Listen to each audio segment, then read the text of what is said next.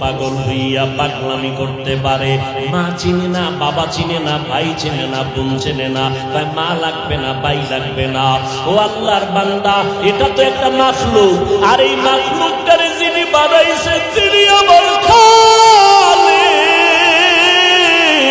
ওই আমার মাওলার মোহাব্বত তার সিনার মধ্যে একবার ঢুকবে।